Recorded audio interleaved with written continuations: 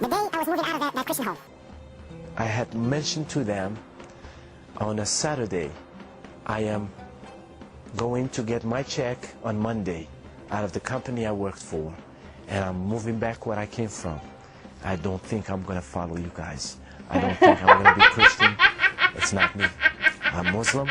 I'm Arab. I will die Muslim and die Arab, and that's all I care for. I left it that way.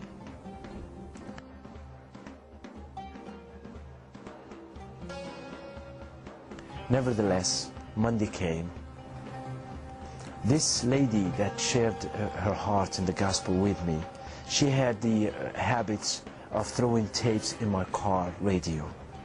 I drove that Monday at 2 o'clock, and as I am driving, a tape started. And usually I take those tapes and throw them in the back seat. And sometimes I listen to them. But I've never had the man speaking in that tape. I felt him directly speaking to me that time. And all he mentioned, he said, "You want the love of God, don't you?" And I just start weeping. I said, "Yes, I want that.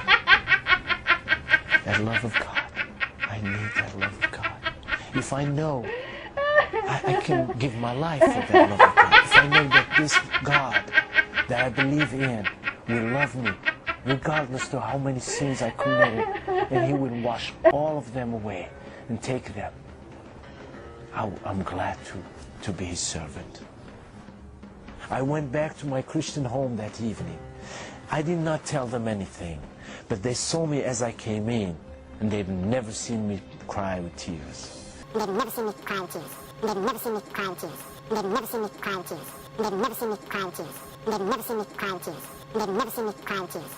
That day, they understood something I did not understand.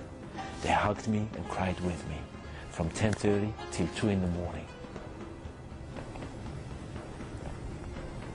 So Sunday came, and I went to the church.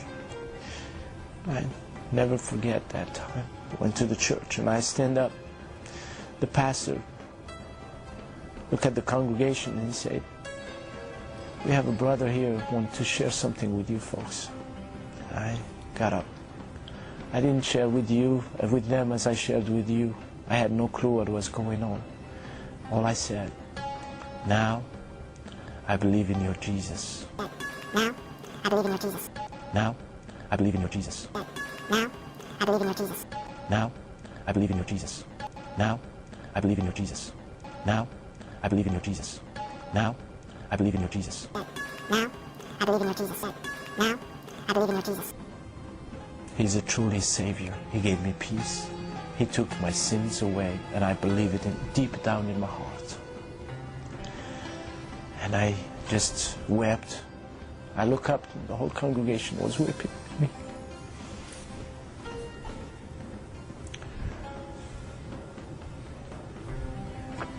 And one day, the sister that led me to the Lord with her husband, her brother died, and I went to their funeral.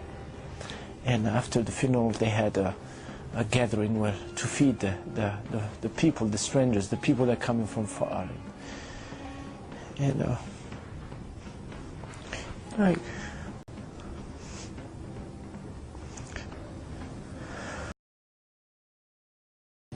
I walked to the reception afterwards, and people start lining up and coming to me. And they said, "You must be TJ." I said, "Yes." They give me a hug, and they whisper, "I've been praying for you." And after 5 and 10 people, and 20 people saying that to me, I knew that God did not save me because of me, but because of the prayers of those people. And, 6 months later, I was in a Bible university. 2 years later, I was serving the Lord, and I'm still serving the Lord. I went to the mosque where I used to pray, and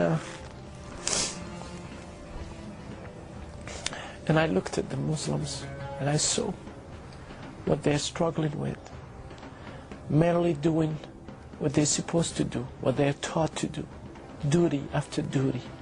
Nothing comes from the heart. There is nothing to change that heart. Nothing comes from the heart. There's nothing to change that heart. Nothing comes from the heart. There is nothing to change that heart. Nothing comes from the heart. There's nothing to change that heart. Nothing comes from the heart. There is nothing to change that heart. Nothing comes from the heart. There's nothing to change that heart. You can't give love when you don't have it. You can't have peace and give it and share it when you don't know what peace means. And yet you say, Assalamu alaikum, peace be upon you all the time. And yet there is no peace in your heart. Okay?